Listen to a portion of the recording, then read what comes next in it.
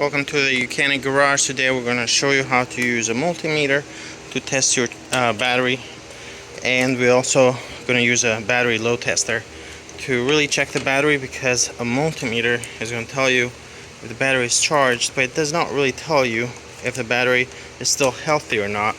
Just because the battery is reading over 12 volt doesn't actually mean that it's got enough power to start your engine, and I'm going to explain to you in details. So let's get started. So right here we have a battery, and what you want to do is you want to take your voltmeter, you put the black in the communication line, and then input red here. Now you also set your setting to DC voltage, so this line, straight line, that's what you want to measure. You don't want to go in this setting, don't go in there, that's your home voltage. So right there on that one. So you take the leads, and then you want to place black on the negative and red on positive. Now if you put it backwards, it doesn't really matter, because you're just going to get a negative reading, minus 12. So this battery is completely dead, it's not reading anything. So we're going to try another battery really quick. Okay, here we have another battery. We are going to connect black on the negative, red on positive, and we're getting 6.2 volts. So that's low. What that means is this battery is discharged. This battery is not going to start your engine. Does not necessarily mean that the battery is bad. What you need to do is put this battery on a charger, for example, let it charge, and then you can do a load test on the battery to see if the battery is actually good. And we're going to do that with our load tester here in a minute. But first, I want to show you a case where the battery might not even be accessible. So if the battery is in the trunk, under a passenger seat, like with a lot of the newer modern cars, you can still test at least the voltage and the battery from the engine bay without really doing a whole lot of work. This vehicle, the battery is in the trunk, but all these newer cars, they do have a jump start terminal in the engine bay. So on this one, it's here. It's not really marked very clearly because it's got that black cap right there, but we know that's the positive, and right here is the negative. But for negative, you can also use any ground points on the vehicle. Okay, so I'm gonna connect this lead here, and then this one right here, and then we're gonna take a look at the reading. So we're reading 12.5. So this battery is good. It's about 30% discharged, because it should really be 12.7. But it's normal for a car that's been sitting for a while to be a little bit discharged. Now what you want to do at this point, you should have someone go ahead and start the engine at this point. If the voltage drops below 10 right here, that means the battery doesn't have enough capacity to crank that engine. But if it's staying above 10 volts, then you might have a good battery. It's a really approximate test. It's not ideal, and that's why I'm going to show you how to use a battery analyzer. This will do a load test on the battery. It also tests your charging system, and this is a lot better than just using a voltmeter. But a voltmeter can still be handy if you don't have any tools at all. If you just want to check, do you have voltage? Do you have 12.5 volt? But if you have a car that starts to crunk, but it's not actually turning over, you only hear a click, you can still have a battery, and that's why it's important to do a battery check. So I'm going to show you how to do that in just a second. So here we're going to use the Mechanic battery tester, and what we want to do with this, we're going to connect it to the battery. Black goes on negative and red on positive. Now this is going to power up, but it does need at least about 5 volts. If the battery is completely dead, it's not going to power up. If you connect these backwards, it's just nothing going to happen. Okay, so you're not going to cause any damage.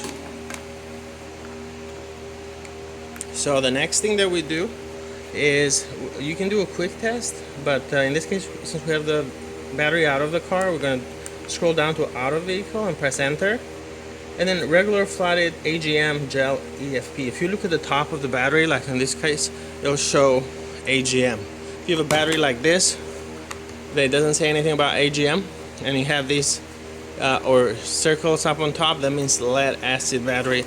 So you're gonna go with regular flooded if that's the case. But here it says AGM, So we're gonna go to AGM, and if you have like a battery, like an Optima battery, you'd go to AGM spiral. This is what those typically are. So press enter, and it's asking us a few things to input. One thing, you can input the cold cranking amps, which is usually on top of the battery, but you can also input cranking amps. That's not always on top of the battery. You can input ampere hours, option 6, where it says GB. You can press enter there, and you can enter ampere hours. That's what we have on this other battery. So in this case, if we look at the top of the battery right here, it says cold cranking amps at 0 degrees Fahrenheit, 760. Now be careful, because that's not the same as cranking amps. You look for cold cranking amps, and on the tool you can enter both, but be careful, they're not equal, they're not the same. So we're gonna go with cold cranking amps, press enter, and it's 760, so we can just go up with this. 760. It goes up by 5. Okay, and then we'll press enter again, and it's running a test. It's doing a load test on the battery, and then it says before or after charge. Since we didn't recently charge it, we're going to do before charge. But if you do have just charged it, then you want to do after charge.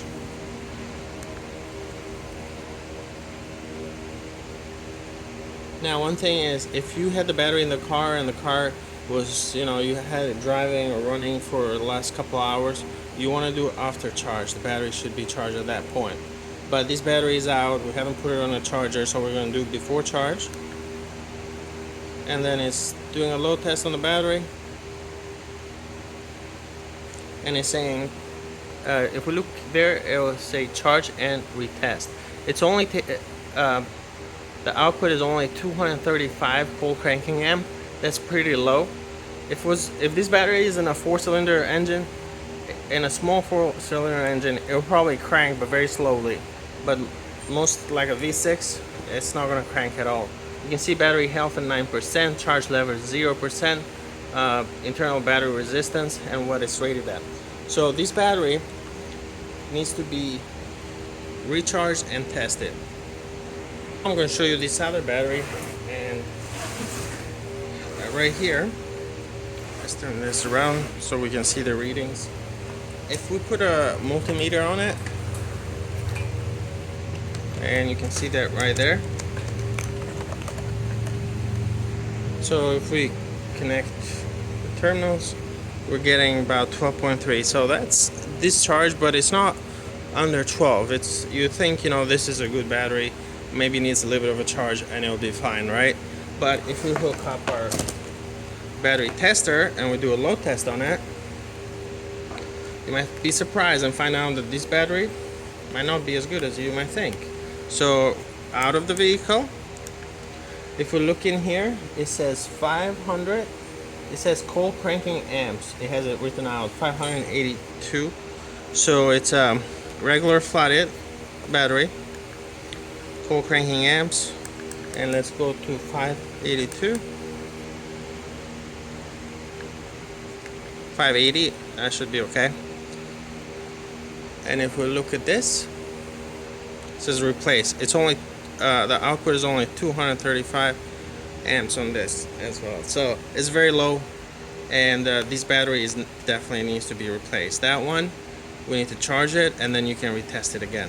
So now we're gonna use this to actually check the charging system, the alternator, and do some more tests on the vehicle. So let's go back to the car. So here we're gonna test the charging system. So what you're gonna do is take the clamp and connect it to the negative terminal. Ideally you want to connect this to the battery, but your battery might be hidden in the trunk or under a seat. So here we're going to connect to the positive terminal. We do want to make sure that it's making a really good contact, otherwise we might get inaccurate readings. So right here, if we look at the screen, we have a few options. We can do a quick test of the battery, but the ideal, if you still have the battery in the car and you want to test it, what the ideal situation would be is you go disconnect the negative terminal from the battery, then you hook this straight to the battery itself and do the test in there. Just select out of vehicle, even though battery is still in the car, but it's completely disconnected. Just select out of the vehicle and then run the test. But in this case, we're going to do battery in vehicle, and we're going to do a cranking test and then charging test after that. Now it's telling us to start the engine, so let me go ahead and do that.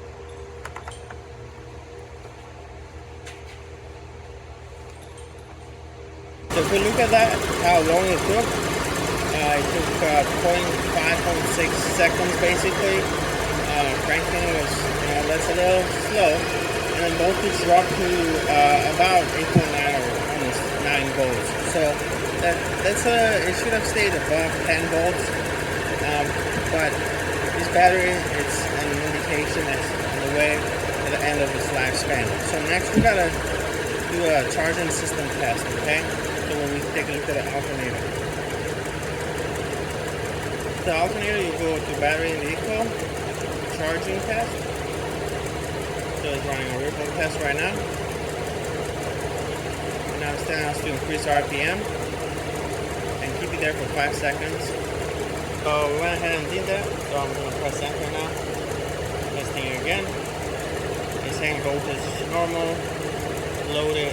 It's about 14.1 volts, and that's good. The alternator is good in this car. The battery is so it's getting to the end of its life. It took a little too long to crank that, and it dropped it below 10 volts. So this is how you can use the Buchanan tester to truly test your battery, your charging system, and really kind of narrow down the issue. Thank you for watching Mechanic, where you can be the mechanic.